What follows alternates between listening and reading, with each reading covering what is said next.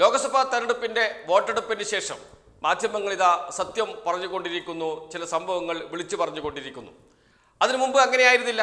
അതിനു മുമ്പ് എല്ലാം സംസ്ഥാന സർക്കാരിന്റെ കുറ്റമാണ് എന്ന് പറയുകയായിരുന്നു കേരളത്തിലെ എല്ലാ മാധ്യമങ്ങളും ചെയ്തുകൊണ്ടിരുന്നത്. ഏത് വിഷയമെടുത്താലും അതെല്ലാം സംസ്ഥാന സർക്കാരിന്റെ കുറ്റമാണ്, സംസ്ഥാന സർക്കാരിന്റെ തെറ്റാണ് എന്ന് പ്രചരിപ്പിക്കാനാണ് നമ്മുടെ മാധ്യമങ്ങൾ എപ്പോഴും ശ്രമിച്ചുകൊണ്ടിരുന്നത്.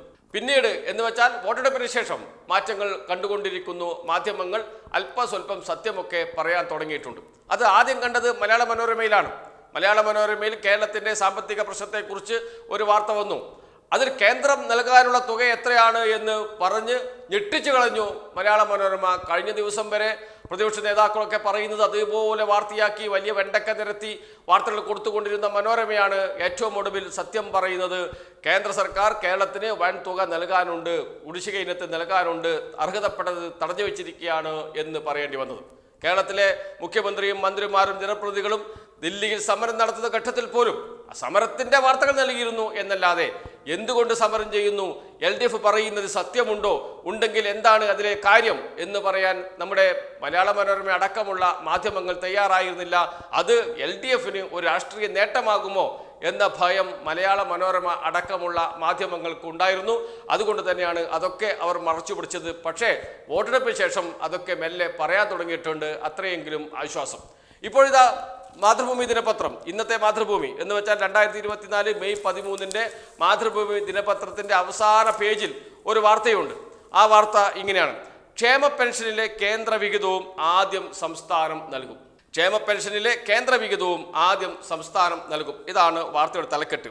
അടുത്ത ഗഡു മുതൽ കേന്ദ്ര വിഹിതവും ലഭിക്കും എന്നും ഒരു ഉപതലക്കെട്ട് കൂടി കൊടുത്തിട്ടുണ്ട് മാതൃഭൂമിയുടെ വാർത്തയിൽ. വാർത്ത ഇങ്ങനെയാണ്: ക്ഷേമ പെൻഷനിലെ കേന്ദ്ര വിഹിതം നൽകിയില്ലെന്ന പേരിൽ കേന്ദ്ര സംസ്ഥാന സർക്കാരുകൾ തമ്മിൽ തർക്കമുണ്ടായിരുന്നെങ്കിലും ഗുണഭോക്താക്കൾക്ക് കേന്ദ്ര വിഹിതം മുടങ്ങിയില്ല. കേന്ദ്ര വിഹിതം ആദ്യം സംസ്ഥാനം വഹിക്കാനും പിന്നീട് ഈ തുക കേന്ദ്ര സർക്കാർ സംസ്ഥാനത്തിന് നൽകുന്ന വിധത്തിൽ മുന്നോട്ട് പോകാനും തീരുമാനമായി. അടുത്ത ഗഡു പെൻഷൻ നൽകുമ്പോൾ അർഹതപ്പെട്ട ഗുണഭോക്താക്കൾക്ക് കേന്ദ്ര വിഹിതവും ലഭിക്കും. നിലവിലെ കണക്കനുസരിച്ച് സംസ്ഥാനത്ത് 8,46,756 പേർക്കാണ്, ആ നമ്പർ ശ്രദ്ധിക്കണം, 8,46,756 പേർക്കാണ് കേന്ദ്ര മാനദണ്ഡമനുസരിച്ച് വിഹിതം നൽകുന്നത്. കുടുംബ വാർഷിക വരുമാനം, BPL കാർഡ്, പ്രായപരിധി തുടങ്ങിയ ഘടകങ്ങൾ അടിസ്ഥാനമാക്കിയാണ് അർഹരായ ഗുണഭോക്താക്കളെ തെരഞ്ഞെടുത്ത് കേന്ദ്ര സർക്കാർ പെൻഷൻ നൽകുന്നത്. 80 വയസ്സ് കഴിഞ്ഞ വയോജനങ്ങൾക്ക് 500 രൂപയും 80 വയസ്സ് കഴിഞ്ഞ വയോജനങ്ങൾക്ക് 500 രൂപയും 80 വയസ്സ് താഴെയുള്ള വയോജനങ്ങൾക്ക് 200 രൂപയും കേന്ദ്ര വിഹിതമായി നൽകുന്നുണ്ട്. വിധവകൾക്കും ഭിന്നശേഷി പെൻഷൻ വാങ്ങുന്നവർക്കും 300 രൂപയും കേന്ദ്ര വിഹിതമായി ലഭിക്കും. നിലവിലെ കണക്കനുസരിച്ച് ഒരു മാസത്തെ പെൻഷനൊപ്പം കേന്ദ്ര വിഹിതം നൽകാൻ 25 കോടി രൂപയാണ് സംസ്ഥാന സർക്കാർ കണ്ടെത്തേണ്ടത്. ഇതാണ് വാർത്ത. ഇതിൽ ഒരുപാട് സംഭവങ്ങളുണ്ട്, ഒരുപാട് കാര്യങ്ങൾ അടങ്ങിയിട്ടുണ്ട്. കഴിഞ്ഞ 1-2 വർഷമായി കേരളത്തിൽ ഏറ്റവും കൂടുതൽ ചർച്ച ചെയ്യപ്പെടുന്ന വിഷയമാണ് പെൻഷൻ പ്രശ്നം. പെൻഷൻ ലഭിക്കാത്തതിൻ്റെ പേരിൽ ആളുകൾ സമരരംഗത്തിറങ്ങുന്നു. മറിയാമ്മ ചേട്ടത്തി പിച്ചച്ചട്ടിയുമായി തണ്ടാനിറങ്ങുന്നു. ഇതൊക്കെ വലിയ വാർത്തയായി നൽകുന്ന ഘട്ടത്തിലൊക്കെ കേരളം എത്ര രൂപയാണ് പെൻഷൻ നൽകുന്നത്, അത് കേന്ദ്രം നൽകുന്ന തുകയല്ലേ, എന്തുകൊണ്ട് കേരളം നൽകുന്നില്ല എന്ന ചോദ്യമൊക്കെ ഇവിടെ ഉയർന്നു വരികയും സോഷ്യൽ മീഡിയയിലൊക്കെ അത് പ്രചരിപ്പിക്കുകയും ചെയ്തിരുന്നു നമ്മുടെ മാധ്യമങ്ങൾ.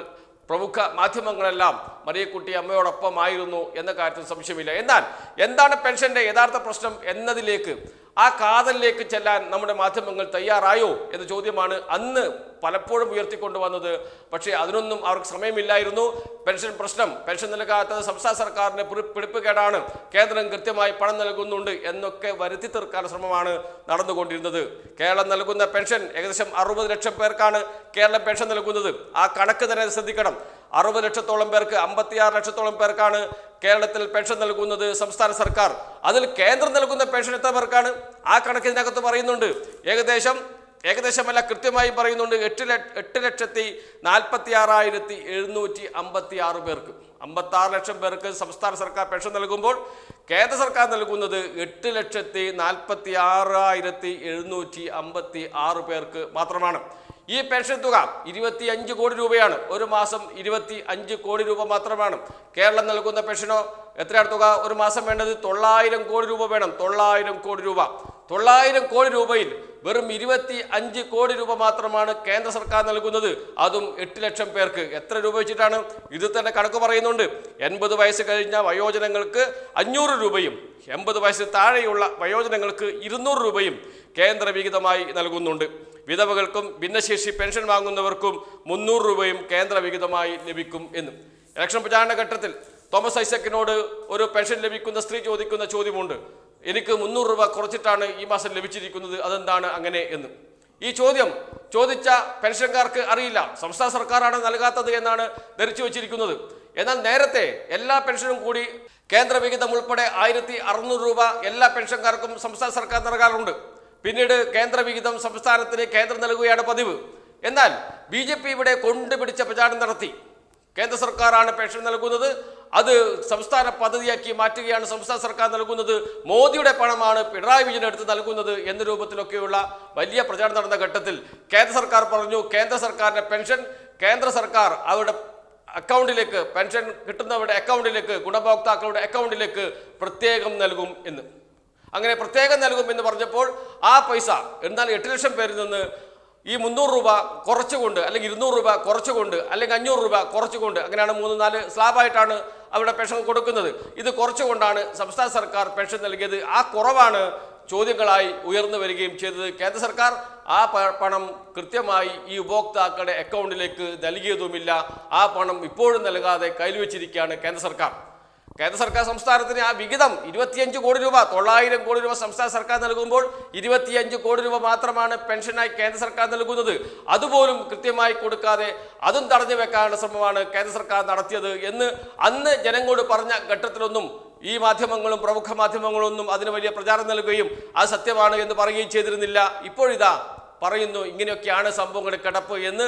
അതും മാതൃഭൂമിയുടെ അവസാന പേജിലെ അവസാന വാർത്തയായിട്ടാണ് കൊടുത്തത് എന്നതുകൂടി ഓർക്കണം. ഇതാണ് നമ്മുടെ പ്രമുഖ മാധ്യമങ്ങളുടെയൊക്കെ ഒരു സ്വഭാവം എന്ന് ഓർമ്മപ്പെടുത്തുന്നതാണ് ഈ വാർത്തയും.